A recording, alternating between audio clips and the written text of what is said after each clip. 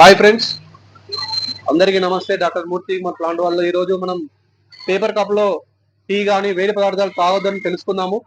ఈరోజు ఇక్కడ మనకు శాతవాహన యూనివర్సిటీ, కరీంనగర్ శాతవాహన యూనివర్సిటీ ముందున్నటువంటి గిరి టీ స్టాల్ దగ్గరకు వచ్చినాము.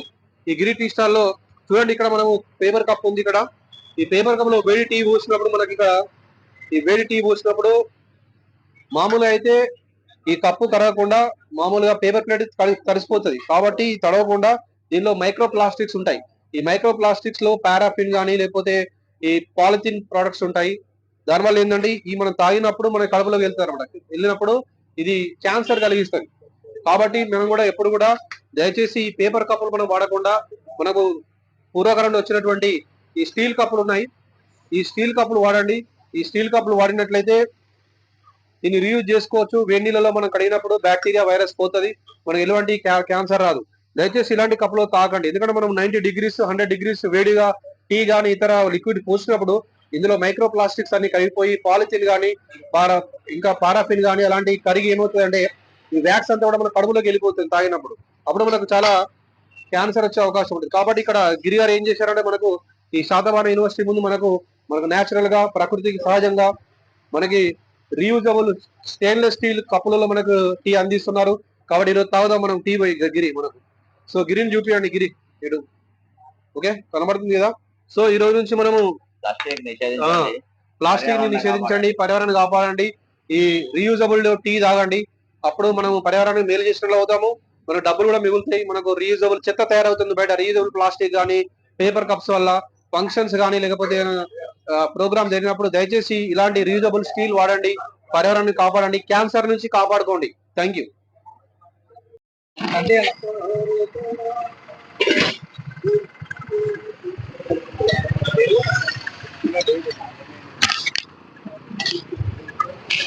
హాయ్ ఫ్రెండ్స్, మన ఛానల్ ఈ రోజు మనము పేపర్ కప్స్ వాడకుండా, అంటే మనకి ప్లాస్టిక్ కానీ పాలిథిన్ కానీ లేకపోతే ఈ థర్మో సంబంధించినటువంటి వాడకుండా ఈకో ఫ్రెండ్లీ స్టీల్ గ్లాస్ లో మనకి ఇక్కడ శాతవాహన యూనివర్సిటీ గేట్ ముందు మన అవినాష్ గారు ఉన్నారు. ఇక్కడ మనము ఇక్కడ చూద్దాము.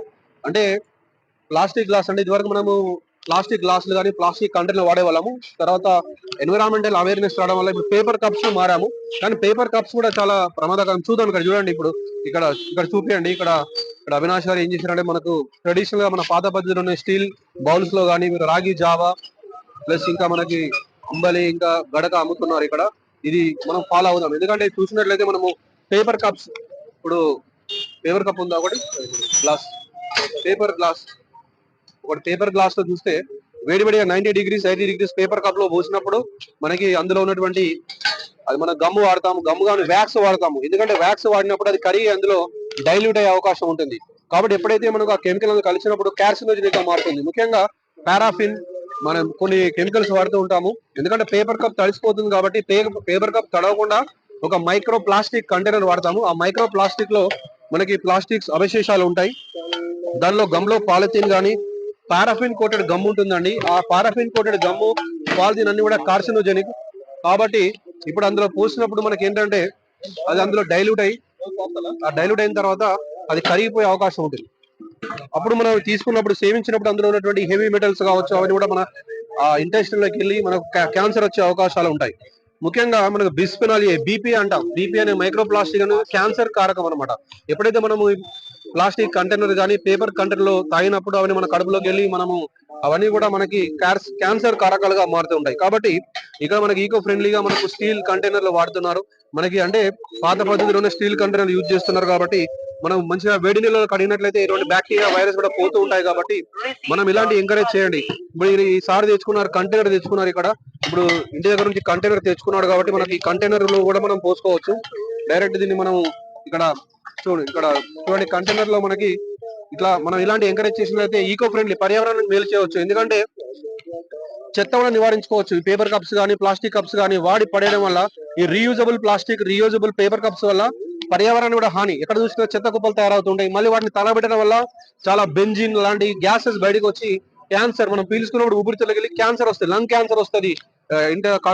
మనకి కడుపులో రకరకాల క్యాన్సర్లు వస్తాయి. మనకి ప్యాంక్రియాస్ క్యాన్సర్ రావచ్చు, లేకపోతే బోన్ క్యాన్సర్ రావచ్చు.